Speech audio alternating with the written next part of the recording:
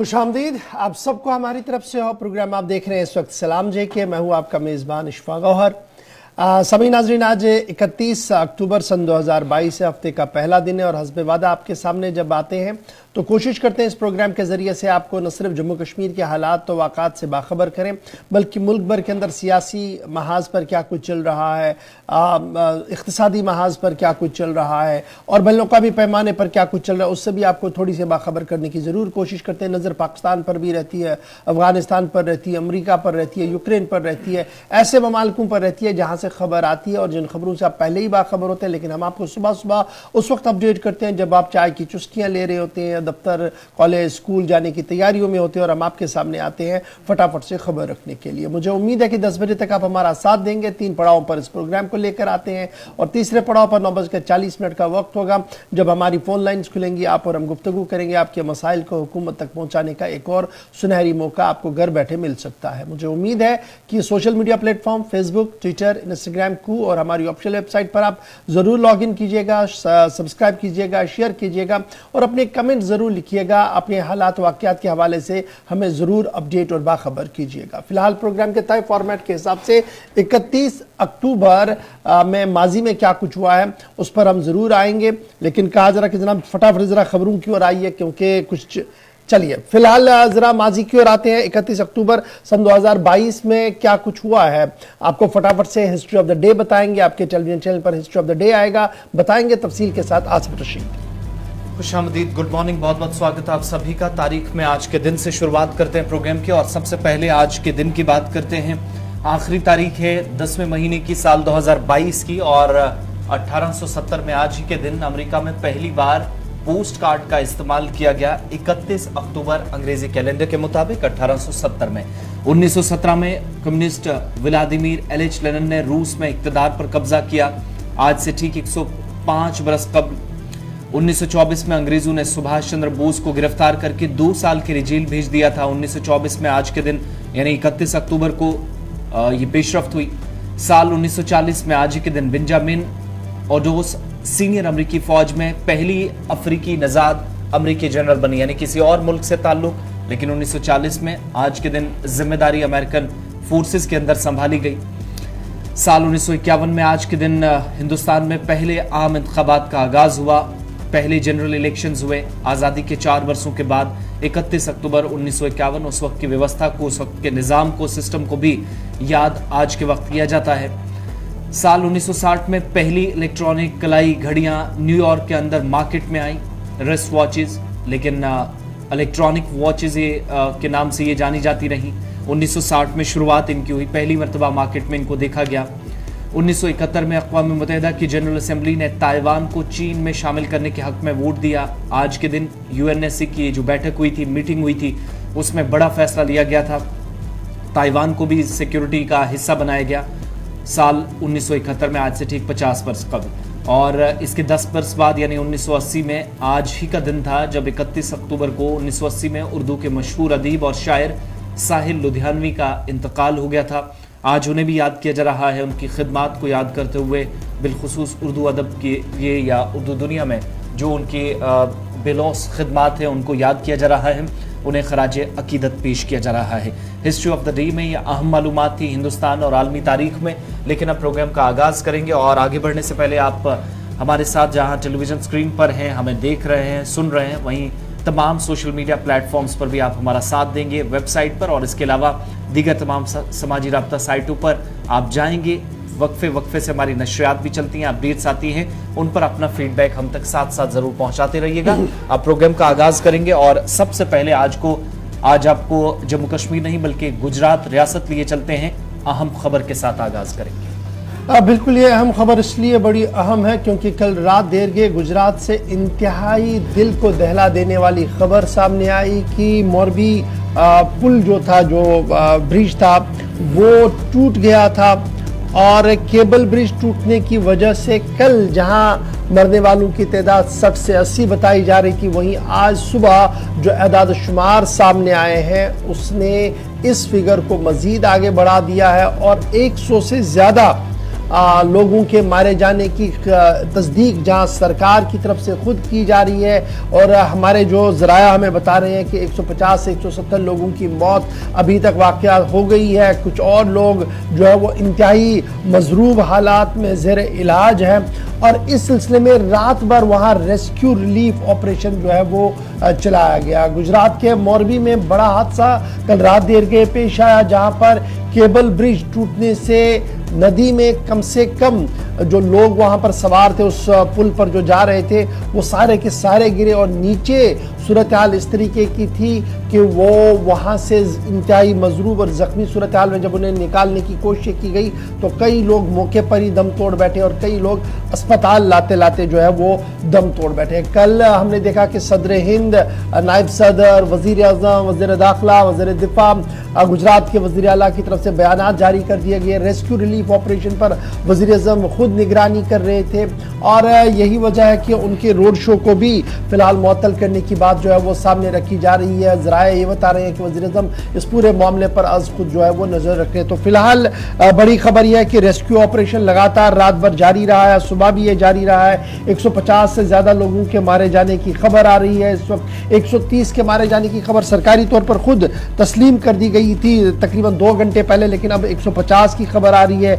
National disaster response force जो है NDRF और स्टेट अथॉरिटियां जो है वो लगातार इस पूरे मामले पर जो है वो नजर रख रही है। और गुजरात में जहां इलेक्शन का माहौल भी है, जहां गुज़श्ता दिनों दिवाली के बाद नए साल का आगाज भी हुआ था और काफी ज्यादा रश इस पुल पर था और माना जा रहा है कि इस केबल ब्रिज को गुज़श्ता महीने भी बंद कर दिया गया था टेक्निकल फॉल्ट्स की वजह से, और किस तरीके से इसको खोल दिया गया और इतने बड़े पैमाने पर किस तरीके से लोगों को वहां पर चलने की इजाजत दी गई जब ये अनसेफ था। एक बहुत बड़ी इंक्वायरी की जरूरत इस पूरे मामले पर है। फिलहाल खबर यह है कि 100 से ज्यादा 150 के करीब लोगों की मौत और अभी भी 2 दर्जन से ज्यादा लोग मिसिंग बताए जा रहे हैं, जिनको लेकर रेस्क्यू रिलीफ ऑपरेशन लगातार इस इलाके के अंदर जारी है। बिल्कुल, कुल मिलाकर जब थोड़ी देर पहले प्रेस कॉन्फ्रेंस की गई वज़ीर दाखिला गुजरात की जानिब से तो उन्होंने 132 के मारे जाने की तस्दीक की, लेकिन जैसे जैसे ऑपरेशन चल रहे हैं तो मजीद लोगों के मरने की अब तस्दीक हो रही है। 150 के पार मुख्तलिफ रिपोर्ट्स इस वक्त सामने आ रही हैं, लेकिन जब प्रेस कॉन्फ्रेंस में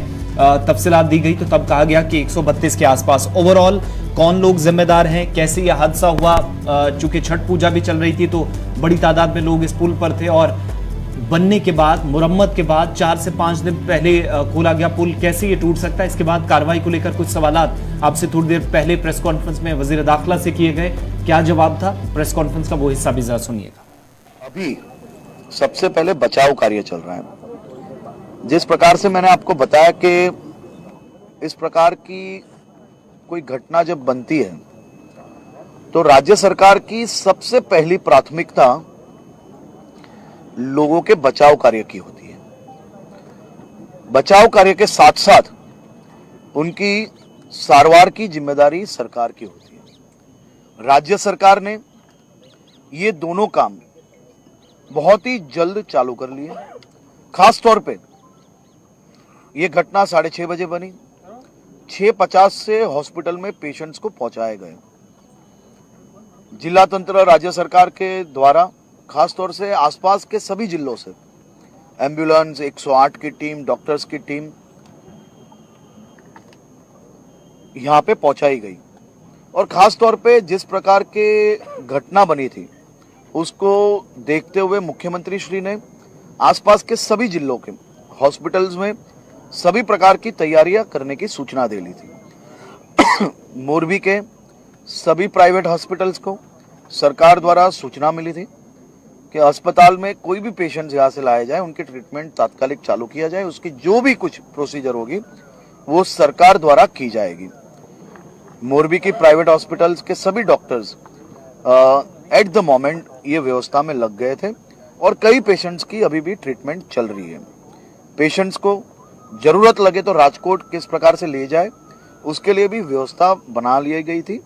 साथ में ये पूरे विषय की गंभीरता देख के मुख्यमंत्री श्री ने कल अहमदाबाद से निकलते हुए एक हाई पावर कमेटी की रचना की थी और हाई पावर कमेटी की रचना के साथ ही उनको रात को 2 बजे तक सबको अलग अलग शहर जिले में ये लोग पोस्टेड है, सभी अधिकारियों को कहा गया था कि रात को 2 बजे तक मोरबी में रिपोर्टिंग करना है। पूरी हाई पावर कमेटी कल रात 2 बजे से ही इसकी तहकीकात में लगी हुई है। आज भी पूरा दिन और आने वाले दिनों में यहाँ पे तहकीकात करेंगे।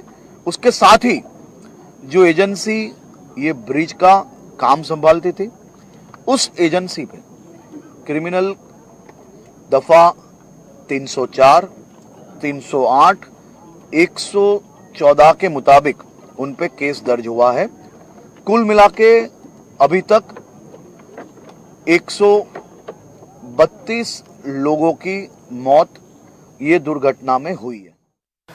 चलिए जनाब, आप सुन रहे थे वज़ीर दाखिला गुजरात जो बता रहे थे कि 132 लोगों की मौत हुई है, लेकिन आज़ाद ज़राया और मुख्तलिफ सुराग रसां इदारे और ख़बर रसां इदारे जो है वो लगातार 150 के फिगर को अब चो कर रहे हैं, क्योंकि ये प्रेस कॉन्फ्रेंस तकरीबन 1-1.5 घंटे पहले की है।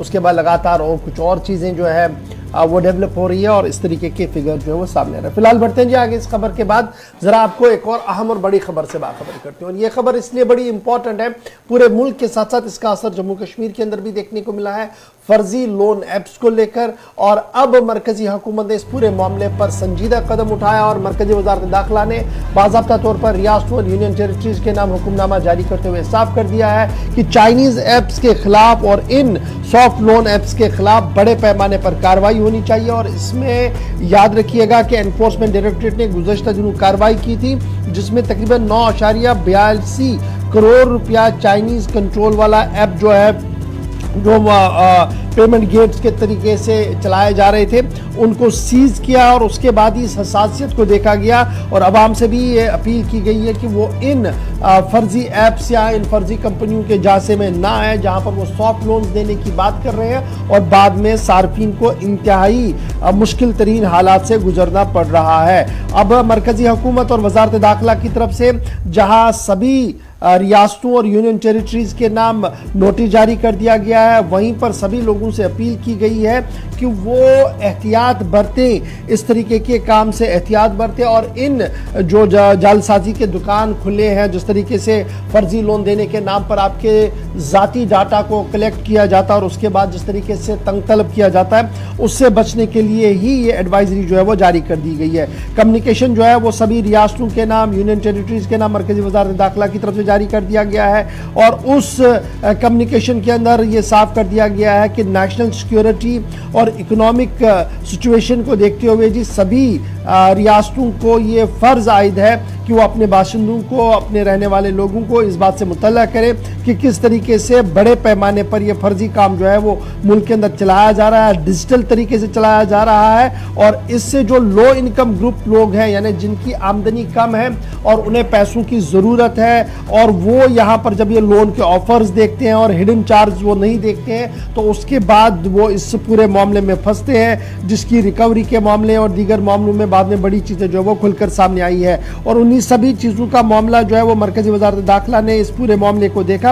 उसके बाद उन सभी ऐप्स पर पाबंदी आयद करने की भी बात सामने रखी जा रही है और बाज़ाब्ता तौर पर यह साफ कर दिया गया कि रेगुलेटरी एंट्रीज आरईज जो है वो इन ऐप्स के ज़रिए से नहीं हो रही है। रिजर्व बैंक ऑफ इंडिया या दीगर जो चीज़ें हैं वो इनकी मॉनिटरिंग से बाहर होती है। इस वजह से सार्फिन को गुनागो मुश्किलात से दो चार होना पड़ रहा है। और अब ये फैसला लिया जा गया है कि एक तो ये जो बल्क SMS और दीगर चीज़ें हो रही है इस पर भी कंट्रोल किया जाए और साथ साथ जिस तरीके से ये ऑफर्स दी जा रही हैं, ऑनलाइन ऑफर्स आती है मुख्तलिफ लोगों को, इससे उन्हें किस तरीके से बचाया जाए उस पर भी एक बड़ा कैंपेन चलाने की ज़रूरत पर जोर दिया गया। तो कैंपेन सरकार तो चलाएगी, लेकिन ये खबर इसलिए बड़ी इंपॉर्टेंट है, ये सिर्फ मुल्क से ये खबरें नहीं आ रही थी बल्कि जम्मू कश्मीर से भी बहुत सारी इस तरीके की खबरें आ रही थी कि जनाब हमने सॉफ्ट लोन के लिए अप्लाई किया था 80,000 के लिए, अब जी हमें 3 लाख 5 लाख रुपए का जो है वो मुतालबा किया जा रहा है और तंग किया जा रहा है। और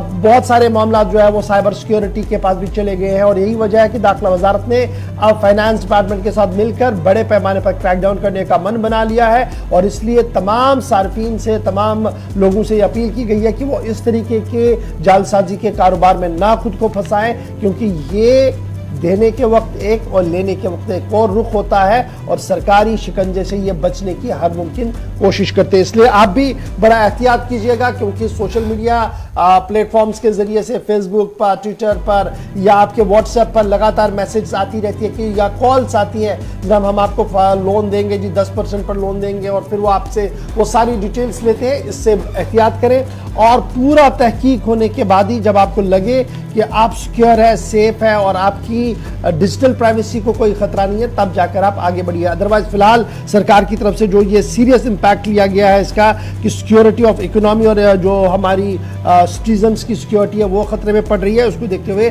दाखिला वजारत ने भी एक और कदम आगे बढ़ा लिया है।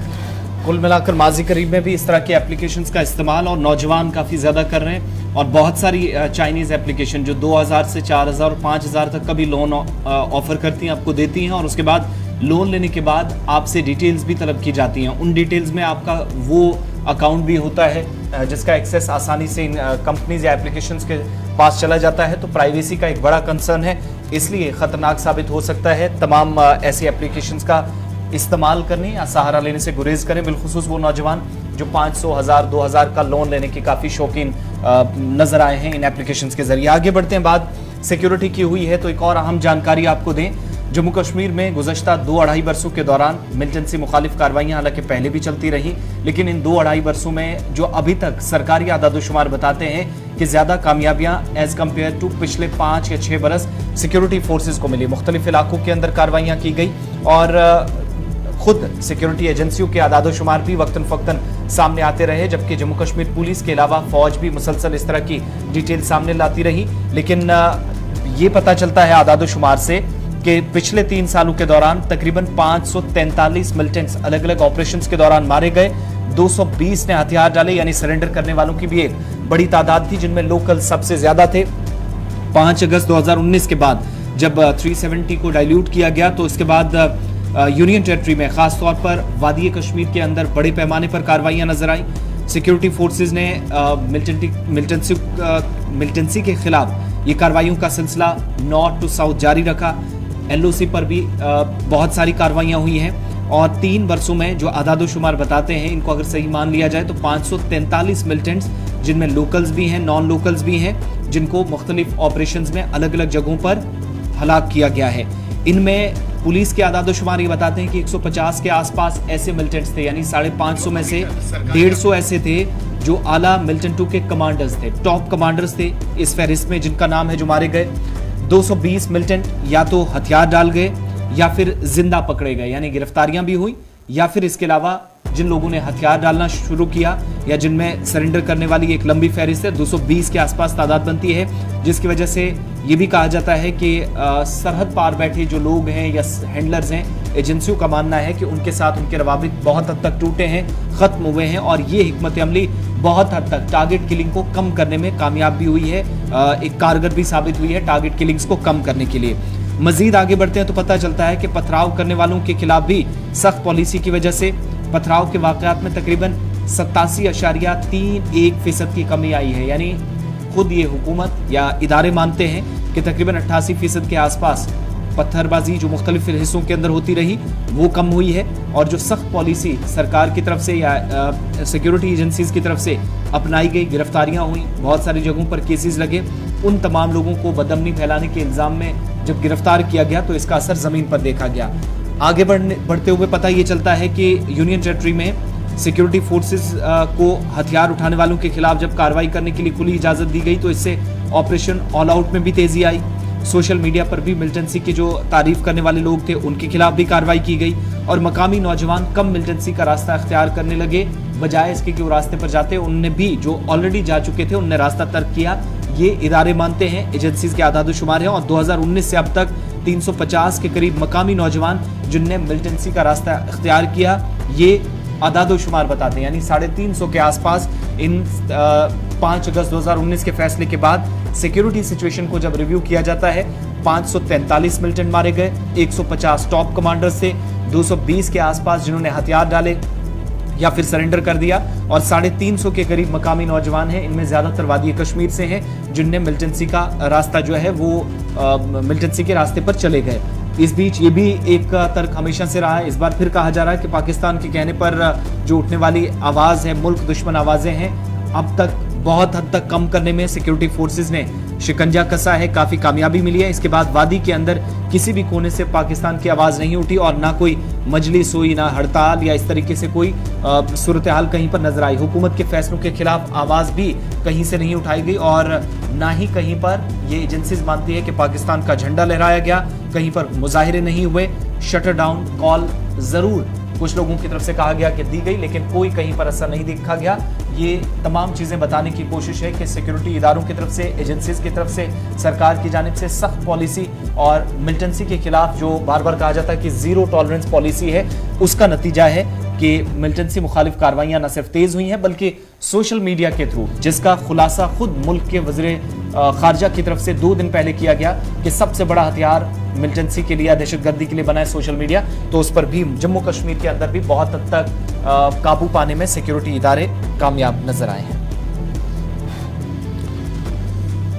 चलिए जनाब, सिक्योरिटी सूरत हाल के बाद जरा बात करते हैं अब लेफ्टिनेंट गवर्नर साहब के बयान की, और इस बयान के पेश नज़र कुछ डेवलपमेंट्स होने जा रही है जो ज़राया हमें बता रहे हैं, क्योंकि पिछले कई दिनों से लगातार लेफ्टिनेंट गवर्नर साहब के बयानात सामने आ रहे हैं और अब पिछले 2 दिन से दौरान अगर आप बयानों को खंगालेंगे और उस बीच जो अब सरगर्मियां चल रही है वो बड़ी इंपॉर्टेंट है। लेफ्टिनेंट गवर्नर साहब का कल भी अब हमसे ये दरख्वास्त रही है कि आप उन लोगों को आइडेंटिफाई करें जी जो अभी भी पाकिस्तान के एमा पर जम्मू कश्मीर के अंदर अमन को कायम करने में रुकावटें जो है वो पैदा करते हैं, उन लोगों की निशानदेही की जाए ताकि उनके खिलाफ कार्रवाई हो। एक और कल लेफ्टिनेंट गवर्नर साहब ने एक और बार इस बात को दोहराया कि जनाब अब उन लोगों के खिलाफ भी कार्रवाई होगी जो अमन के खिलाफ बयानबाजियां कर रहे हैं, और अमन के खिलाफ बयानबाजियां जब हो रही हैं तो इन दिनों बयानबाजियां जो हो रही है वो सिर्फ सियासी लीडरों की तरफ से हो रही है, सिविल सोसाइटी बिल्कुल खामोश है, रेस्ट अदर कहीं पर कोई अता पता नहीं है। तो बयान कहाँ से आ रहा है? नेशनल कॉन्फ्रेंस से आ रहा है, पीपल्स डेमोक्रेटिक पार्टी से आ रहा है, कांग्रेस से आ रहा है। और कल जब लेफ्टिनेंट गवर्नर साहब ने दोबारा इस बात को दोहराया कि जनाब उन लोगों के खिलाफ जो एनटीपी स्टेटमेंट्स दे रहे हैं उनके खिलाफ भी अब एक्शन होगा।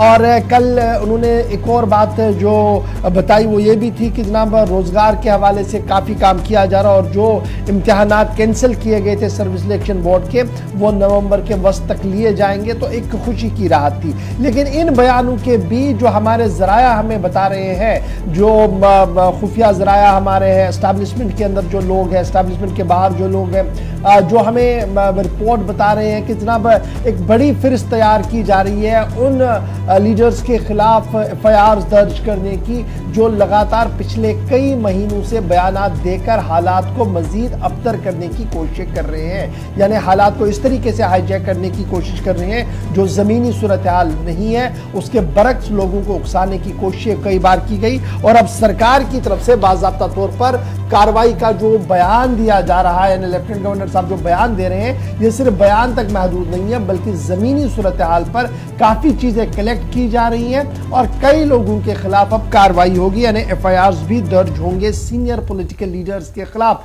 और यहाँ तक भी जो हमारे ज़राया हमें बता रहे हैं और जो आसार कराइम लग रहे हैं वो ये है कि कुछ लोगों की गिरफ्तारियां तक भी हो सकती हैं, इस तरीके की बात जो है वो सामने आ रही है। फिलहाल लेफ्टिनेंट गवर्नर साहब ने कल 2-3 बड़ी अहम बातें बताई हैं, फटाफट से जरा उसको रिकॉल करते हैं जी, क्या कुछ उन्होंने कहा है ताकि आप भी जहन में रखें कि अब सर्विस सिलेक्शन बोर्ड की तरफ से इम्तिहानात का नया शेड्यूल नवंबर तक होगा और कार्रवाई भी होगी, और साथ साथ ये जो दोबारा से बैक टू विलेज प्रोग्राम का इनेकाद किया गया है, इससे सरकार का मानना है कि जनाब इससे हमने दस्तक दी है उन घरों तक जहां तक अभी तक हम नहीं पहुंचे थे, और इससे गवर्नेंस के निज़ाम को मजीद बेहतरी मिलेगी और मजीद फाल और मुतहरिक होगा। लेफ्टिनेंट गवर्नर साहब,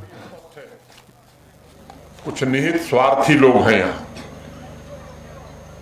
अभी डीडीसी चेयरमैन साहब बता रहे थे कि आम आदमी को इंपावर करने की कोशिश प्रशासन कर रहा है, चुने हुए प्रतिनिधियों को इंपावर करने की कोशिश प्रशासन कर रहा है। उनको लगता है कि अगर ये लोग इंपावर हो गए तो फिर हमारा काम क्या रह जाएगा, इसलिए कुछ इस तरह के बयान दे देना ताकि लोग बहकावे में आए, दूसरे देश के इशारे पर कुछ काम करना और उन लोगों को महिमा मंडित करना जो समाज के दुश्मन हैं, जिनके हाथ निरपराध लोगों के खून से सने हुए। आपको इन लोगों से सावधान रहना होगा। मैं आपसे निवेदन करना चाहता हूं कि अब समय आ गया है कि हिंसा को निर्णायक रूप से समाप्त किया जा सकता है। आतंकवाद अब जम्मू कश्मीर में आखिरी सांस ले रहा है और उसे ऑक्सीजन देने वाले लोग और कुछ बचे हैं तो उन्हें भी खत्म किया जाएगा। मैं आपसे निवेदन करना चाहता हूं कि आपका भविष्य इसी में सुरक्षित है कि यहां शांति रहे। पूरी दुनिया में पूरे देश के नौजवान किस दिशा में जा रहे हैं, और यहां कुछ लोग हैं जो नौजवानों को गुमराह करके उनके कंधे पर बंदूक लगाकर अपनी रोटियां सेकना चाहते हैं स्वार्थ की। इससे सावधान रहने की जरूरत है। और यहां तो कुछ लोगों को महारत हासिल है, यही उसके आदी रहे हैं। ये सुरक्षा बलों को भी भ्रमित करते हैं, आवाम को भी भ्रमित करते हैं। इनके चेहरे जो दिखते हैं वो नहीं है, इनके चेहरों को पहचानने की जरूरत है।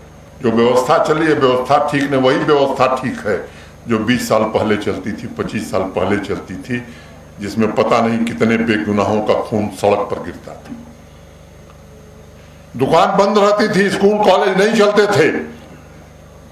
दूसरे देश के लोग यहां हड़ताल की कॉल देते थे और यहां के लोग अपना भविष्य बर्बाद करते थे।